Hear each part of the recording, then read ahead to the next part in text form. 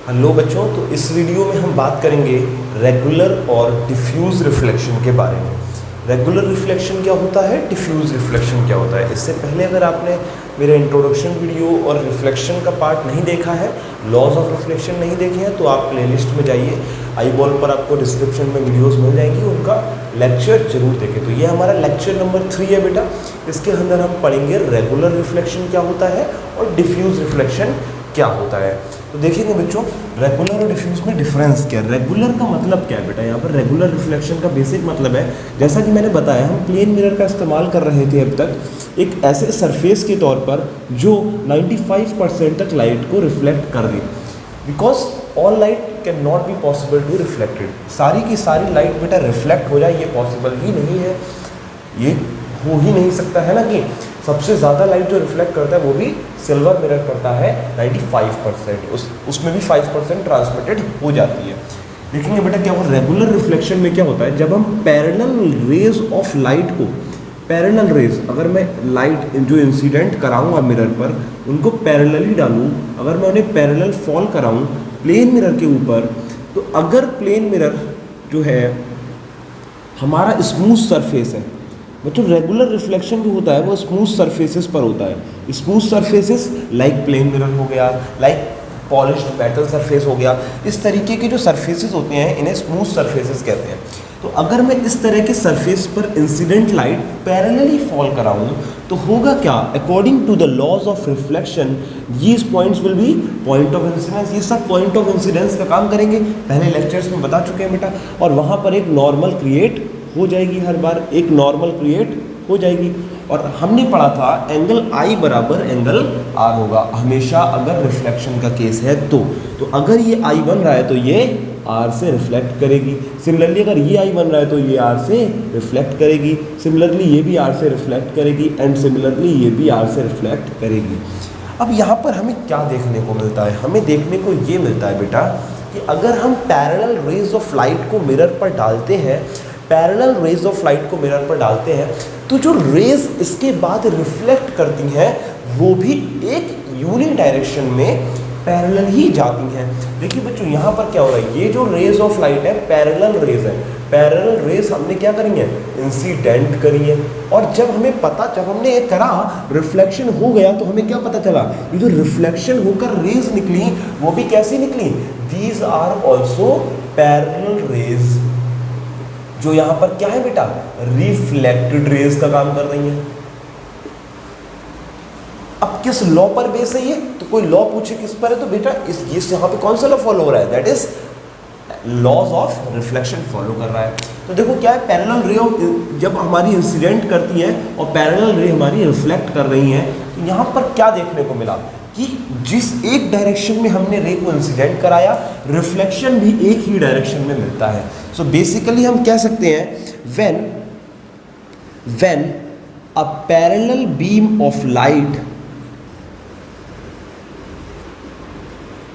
is incident on a polished surface, or we can say that smooth surface, then reflected rays are also reflected to form a parallel beam of light in a single direction, और we can say that same direction. तो बच्चों simple है बिल्कुल, जब parallel beam of light incident करती है polished surface या smooth surface पे, तो रिफ्लेक्टेड रेज रिफ्लेक्ट होती हैं पैरेलल बीम बनाकर एक सिंगल डायरेक्शन के अंदर। इस फिनोमिना को कहा जाता है रेगुलर रिफ्लेक्शन। क्लियर है, बहुत सिंपल वे में अगर बात करें रेगुलर रिफ्लेक्शन क्लियर बेटा। अब बात करते हैं डिफ्यूज्ड रिफ्लेक्शन क्या होता है। देखो डिफ्यूज्ड भी कोई टफ नहीं है, यहाँ पर हम जो सरफेसेस यूज़ करते हैं बच्चों वो रफ सरफेसेस होते हैं। यहाँ पर जो सरफेसेस यूज़ करते हैं, यहाँ पर कौन से यूज़ होते हैं रेगुलर में, स्मूथ सरफेसेस का इस्तेमाल करा हमने। यहाँ पर स्मूथ सरफेसेस का इस्तेमाल करा, यहाँ पर हम किसका यूज़ कर रहे हैं, रफ सरफेसेस का। रफ सरफेसेस का यूज़ हम डिफ्यूज रिफ्लेक्शन में करते हैं। क्या होगा बेटा यहाँ देखो, अब देखो वैसे तो कोई भी सरफेस बेटा अगर हम इस अर्थ पर है और इस यूनिवर्स में देखें, no substance is perfectly smooth.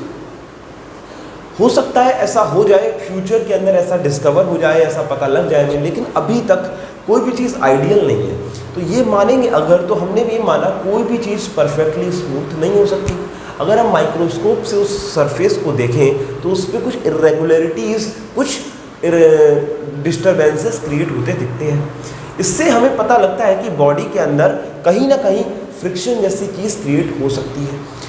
जैसा कि हमने देखा है कोई भी बॉडी पर अगर हम रब करें तो वो हीट प्रोड्यूस करती है। रीज़न क्या है, फ्रिक्शन की वजह से ऐसा होता है। फ्रिक्शनल एनर्जी कन्वर्ट होने लगती है बेटा हमारी किस में, काइनेटिक एनर्जी जो हमारी हम प्रोड्यूस करा रहे हैं वो हीट एनर्जी में कन्वर्ट होती है। खैर वो सब बातें इसमें नहीं आती हैं।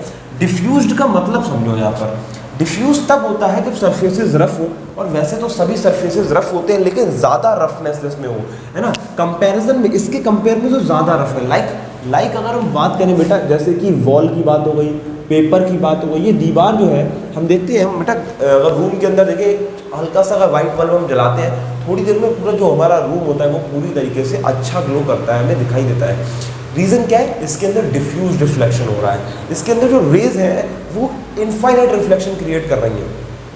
किस तरह से समझना इस चीज़ को, यहाँ क्या होता है बेटा, यहाँ रिफ्लेक्शन जो होता है वो डिफ्यूज कैसे होता है। मान लो हमारा सरफेस कुछ इरेगुलर है, ये कुछ इरेगुलर सरफेस बनाया हमने, इसमें इरेगुलरिटी आ गई, स्मूथ नहीं है ये as compare to smooth surfaces, ठीक है। अब मैंने इस पर parallel beam of incident light ray fall कराई। यहाँ पर हमने क्या करा, पैरेलल रेज को इंसिडेंट कराया, और जब हमने ऐसा करा तो हमें क्या देखने को मिला, हमने ये ऑब्जर्व किया कि जो रिफ्लेक्शन था वो किसी भी डायरेक्शन में हो रहा था, like this, like this, like this. इस तरह से कुछ रिफ्लेक्शन हमें शो हुआ। इसका मतलब समझना, बहुत ध्यान से समझना बेटा, इस चीज़ को समझो। क्या यहाँ पर लॉ ऑफ रिफ्लेक्शन फेल हो गया? क्या यहाँ पर एंगल आई एंगल आर के बराबर नहीं है? तो बच्चों ऐसा बिल्कुल नहीं है। ये लॉ भी, ये फिनोमिना भी लॉज ऑफ रिफ्लेक्शन को वैलिड बताता है, और यहाँ पर भी ऐसा होता है। सपोज करो कैसे, मान लो पेपर है, अगर मैं मान लूँ जैसे फॉर एग्जांपल मेरे पास ये कॉपी है, अब देखें तो जैसे मान लो ये नोटबुक है, अगर मैं इसके ऊपर इस तरह से फॉल करूँ, इस तरीके से पैरेलल बीम, एक रे फॉल कराई मैंने, एक रे कराई, और ये रे जिस डायरेक्शन में मैंने इस डायरेक्शन से कराई, सिमिलरली इसी के सामने डायरेक्शन से रिफ्लेक्ट कर रही है, लाइक दिस, इस तरह से ये आती है, ऐसे चली जाती है। ये क्या है, रेगुलर रिफ्लेक्शन। ऐसी पैरेलल बीम्स आई, पैरेलल बीम एक डायरेक्शन में चली गई। यहाँ क्या हो रहा है बेटा, इस तरह से कोई रे आती है, इसका मतलब ये नहीं है, इसका मतलब बेटा ये नहीं है कि ये रिफ्लेक्ट लॉ ऑफ रिफ्लेक्शन को फॉलो नहीं करेगी। यहाँ पर भी लॉ ऑफ रिफ्लेक्शन होगा, लेकिन किस तरह से, लाइट आई, ये किसी अदर डायरेक्शन में रिफ्लेक्ट हो जाएगी, किसी अदर डायरेक्शन में। अभी सिर्फ एक डायरेक्शन में, मान लो 4 लाइट आपने फेंकी, आपने मान लो एक लाइट इस तरह से आ रही है, ठीक है, हमने 2 लाइट यहाँ से ऐसे करके फॉल कराई, ठीक। अब एक ही डायरेक्शन में चली जाए और एक अदर डायरेक्शन में चली जाए, लॉ ऑफ रिफ्लेक्शन फॉलो कर रहा है, एंगल आई एंगल आर के बराबर है, लेकिन रिफ्लेक्टेड रेज की डायरेक्शन सेम नहीं रह गई, रिफ्लेक्टेड रेज अब एक पैरेलल बीम नहीं रह गई। जब ऐसा फिनोमिना देखने को मिले, जिन सरफेसेस के थ्रू ऐसा फिनोमिना देखने को मिलता है, इस फिनोमिना को कहा जाता है डिफ्यूज्ड रिफ्लेक्शन। बेटा इसका बिल्कुल मतलब ये तय नहीं है कि यहाँ पर लॉ ऑफ रिफ्लेक्शन नहीं हो रहा, यहाँ पर भी लॉ ऑफ रिफ्लेक्शन वैलिड है। तो इस चीज़ को आप बहुत ध्यान से समझें कि लॉ ऑफ रिफ्लेक्शन वैलिड है। अब देखिए यहाँ पर भी देखो नॉर्मल आएगी, यहाँ पर भी एंगल आई बनेगा, यहाँ पर भी एंगल आर बनेगा, यहाँ पर भी एंगल आई जो है एंगल आर के बराबर होगा, लेकिन डायरेक्शन रिफ्लेक्टेड रेज जो आ रही है, एक ये, इनकी डायरेक्शन जो है बेटा ये बदल गई। यहाँ पर सभी की डायरेक्शन एक सेम पाथ में गई, लेकिन यहाँ पर डायरेक्शंस आगे भी 3 डायमेंशन में, अगर हम देखें 3 डायमेंशन में, एक ऐसे जा रही है, एक ऐसे जा रही है, एक ऐसे जा रही है, लाइक दिस, कुछ इस तरह से हो रहा है। क्लियर हो रहा है कि अगर ऐसे है तो एक इस तरह से गई। ऐसा मतलब नहीं है कि यहाँ पर लॉ ऑफ रिफ्लेक्शन फॉलो नहीं हुआ, एंगल इंसिडेंस और रिफ्लेक्शन तो बराबर है, लेकिन डायरेक्शन ऑफ रिफ्लेक्टेड रे बदल गई। तो क्या कह सकते हैं बेटा, when a parallel beam of incident light is fall on a rough surface,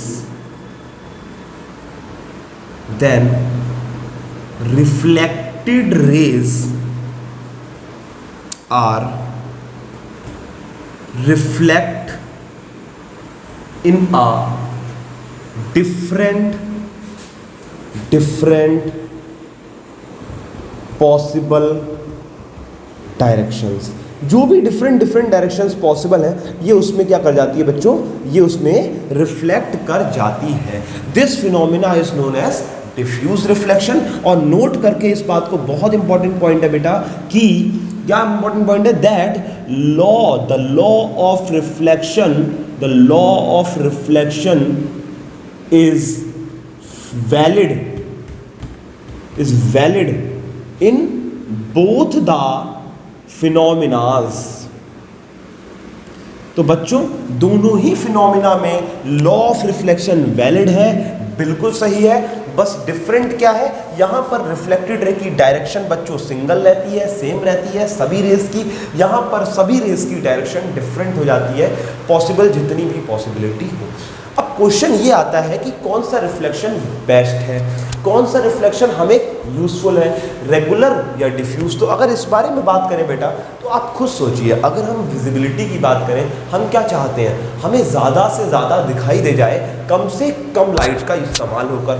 कम से कम लाइट में अगर हमें ज़्यादा दिखाई देगा तो विजिबिलिटी हमारी कब अच्छी होगी, हमारी अच्छी होगी कि नहीं होगी. तो यहाँ क्या होता है, रेगुलर रिफ्लेक्शन, डिफ्यूज रिफ्लेक्शन के अंदर जब हम लाइट का इस्तेमाल करते हैं, यहाँ पर हर डायरेक्शन में रिफ्लेक्शन हो रहा है. सनलाइट, अगर सनलाइट हम तक आ रही है, उसका फॉल होती है रफ सरफेसेस पर, हर डायरेक्शन में लाइट चली जाती है. इससे क्या होता है, हमें सारा एरिया विजिबल हो पाता है इजीली. अगर ऐसा नहीं होता, सिर्फ एक ही डायरेक्शन में आता तो हमें सिर्फ एक ही पार्ट दिखाई देता, other part will be dark. सब कुछ डार्क हो जाता, लाइट जहाँ नहीं जाती वहाँ क्या होता है, डार्कनेस आ जाती है, अंधेरा हो जाता है और हमें दिखाई नहीं देता. तो हमें दिखाई दिया कब अच्छे से, जब रिफ्लेक्शन डिफ्यूज होगा. तो ये एक बेटर पॉइंट है कि रेगुलर और डिफ्यूज में कौन अच्छा है बच्चों, डिफ्यूज रिफ्लेक्शन इज बेस्ट. क्यों, क्योंकि यहाँ पर ऑल पॉसिबल डायरेक्शंस में रिफ्लेक्शन पॉसिबल है और इसी वजह से हमें विजिबिलिटी सभी डायरेक्शंस की इजीली हो पाती है. तो बच्चों ये हो गया हमारा रेगुलर रिफ्लेक्शन और डिफ्यूज रिफ्लेक्शन का फंडा. इसके अंदर मैंने आपको बता दिया कि क्या होता है, इसका सिग्निफिकेंस, कौन दोनों में अच्छा है. और इसके साथ इसको आप नोट कर लीजिए अच्छे से, वीडियो को पॉज कर आप अच्छे से इसका नोट्स बनाइए. रेगुलर रिफ्लेक्शन डालिए, हेडिंग, डायग्राम एंड प्रॉपर अगर बनाएंगे नोट्स, आप बनाते रहोगे मेरे साथ, कोई प्रॉब्लम नहीं आएगी. आपके नोट्स भी रेडी होंगे, आपको समझ में भी सारा आएगा, आपके क्वेश्चंस भी सारे होंगे एंड आपके मार्क्स भी बहुत अच्छे आएंगे. तो बेसिकली बेटा रेगुलरिटी लाओ और पढ़ाई करो. अगर आप पढ़ते रहोगे, रेगुलर बेसिस पर पढ़ोगे, हर वीडियो लेक्चर को सीरियसली लोगे, तो इसका मतलब है कि आपकी पढ़ाई अच्छी ही होगी. सो बच्चों इस वीडियो को ख़त्म करते हैं. नेक्स्ट लेक्चर हमारा अगला लेक्चर प्लेन मिरर पर होगा और उसमें हम मिलेंगे आपसे. तब तक के लिए टाटा बाय बाय, पढ़ाई करो.